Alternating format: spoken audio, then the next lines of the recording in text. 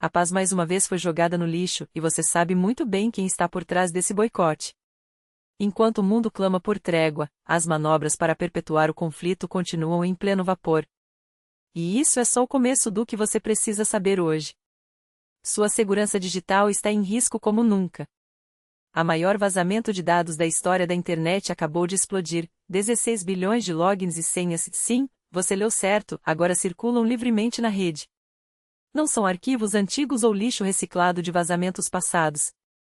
São informações fresquinhas, coletadas por hackers através de brechas em serviços em nuvem, incluindo contas do Google, Telegram e até sistemas governamentais.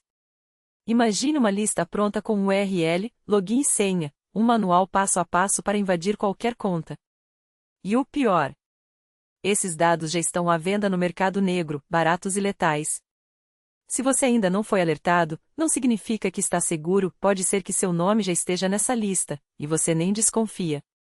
Enquanto isso, um líder mundial pode não ver o amanhecer.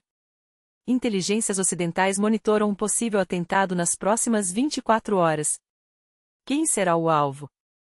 As pistas apontam para uma figura central em um dos conflitos mais explosivos do planeta. Fique atento, o tabuleiro geopolítico está sendo rearranjado a cada hora. A economia russa, finalmente, recebeu um diagnóstico honesto e o quadro é desolador.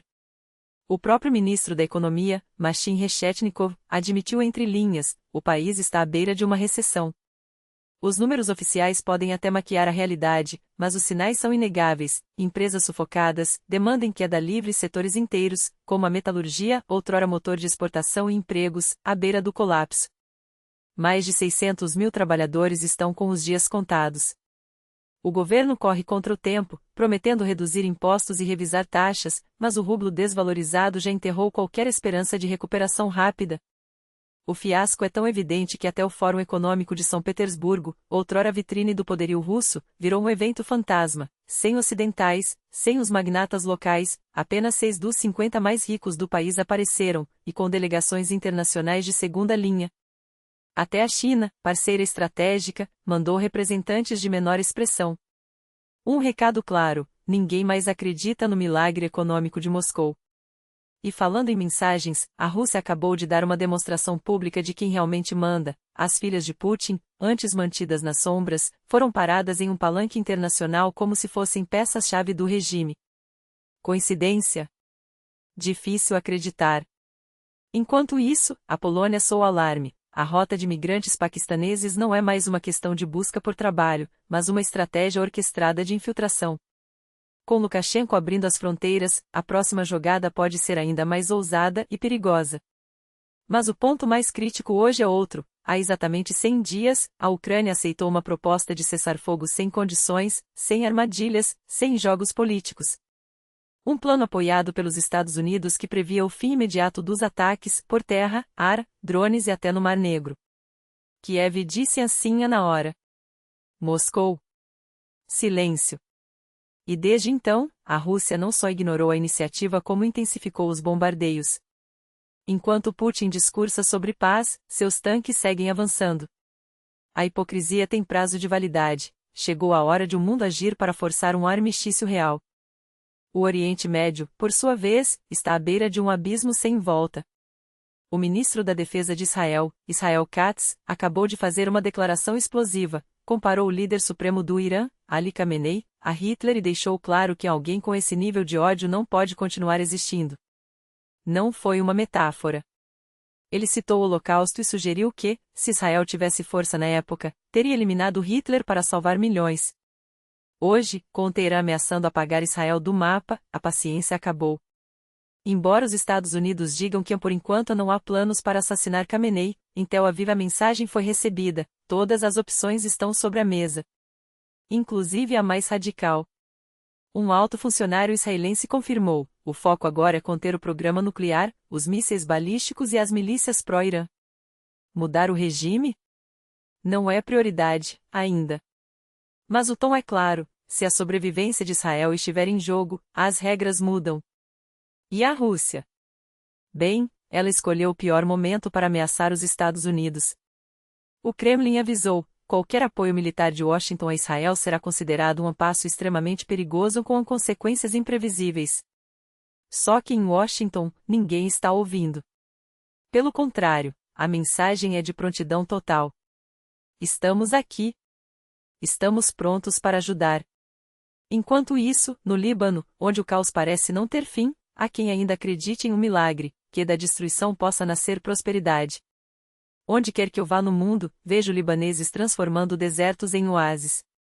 Agora é a nossa vez de fazer o mesmo aqui, disse um líder local. Mas entre sonhos e realidade, a conta não fecha, sem ação concreta, o que resta é apenas retórica. Em meio a tudo isso, uma pergunta urge: até quando o mundo vai assistir passivamente enquanto ditadores jogam com vidas, economias desabam e senhas de milhões são vendidas como mercadoria barata? A resposta depende de você. Apoie quem traz essas informações à tona, porque sem voz, a verdade se apaga. E sem verdade, não há justiça, não há paz, não há futuro. Eis o teatro do absurdo em sua forma mais cínica, um fórum que já foi palco de contratos bilionários em petróleo e gás, hoje reduzido a um espetáculo de fachada, onde os únicos investimentos são em maquiagem política e discursos vazios. O evento perdeu todo o sentido, sentenciam especialistas. Nenhum centavo em negócios reais, nenhuma economia em movimento. Só a encenação patética de que tudo vai bem. As palavras são de Alexander Prokopenko, analista do Carnegie, mas poderiam ser de qualquer observador minimamente lúcido. Porque, afinal, o que resta quando guerra, sanções, estagnação e inflação desmontam até a ilusão de normalidade? Nem mesmo os aliados de conveniência conseguem disfarçar o desinteresse.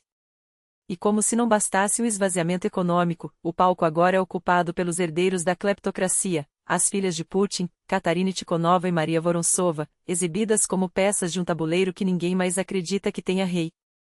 Uma delas, Tikhonova, discursa com a solenidade de quem já se vê no trono, a outra, Vorontsova, é mantida à sombra como um segredo mal guardado. Por que as duas de repente? Questiona um politólogo russo sob anonimato. A resposta é tão óbvia quanto grotesca: Putin acabou com o tabu de mencionar suas filhas. Basta uma busca no Google para ver a máquina de propaganda trabalhando a todo vapor, transformando figuras antes invisíveis em líderes em potencial, ou, na melhor das hipóteses, em bonecos de ventríloco para grupos rivais dentro do Kremlin. Lembram quando ele jogou com Ivanov e Medvedev, como se fossem opções reais? Ironiza o analista. Agora repete a farsa, mas com menos sutileza: uma é a tecnocrata de fachada, a outra, bem, digamos que Maria não é exatamente o perfil de quem comanda algo além de um laboratório. Enquanto isso, na fronteira polaco-bielorrussa, a encenação ganha contornos de tragédia anunciada. Lukashenko, o eterno comparsa de Moscou, convida trabalhadores paquistaneses para oportunidades econômicas em um país onde a única coisa que cresce é a repressão. Isso não é migração, é uma arma, denuncia um eurodeputado polonês em declaração exclusiva. Salários de fome, uma democracia de mentira, ninguém em sã consciência escolheria a Bielorrússia como destino. Essas pessoas estão sendo usadas para pressionar a UE, para testar nossas fronteiras, para criar caos. A estratégia é velha: inundar a Europa com crises fabricadas enquanto os ditadores riem às escondidas. E o pior: funciona. Porque enquanto o mundo discute se as filhas de Putin são pré-candidatas ou meros fantoches, ou se Lukashenko está recrutando mão de obra ou soldados para uma guerra híbrida, o que realmente importa, a vida de milhões, continua refém de jogos que ninguém elegeu. Então aqui está a pergunta que não quer calar: até quando vamos fingir que isso é normal?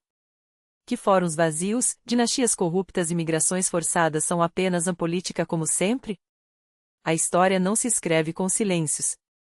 Compartilhe esta verdade. Exija respostas. Porque cada like, cada comentário, cada reposta é um golpe contra a cortina de fumaça que eles tanto amam. A mudança começa quando paramos de assistir e começamos a agir. Até a próxima. E que as notícias que chegarem até você sejam tão urgentes quanto a necessidade de não fechar os olhos para elas. Música.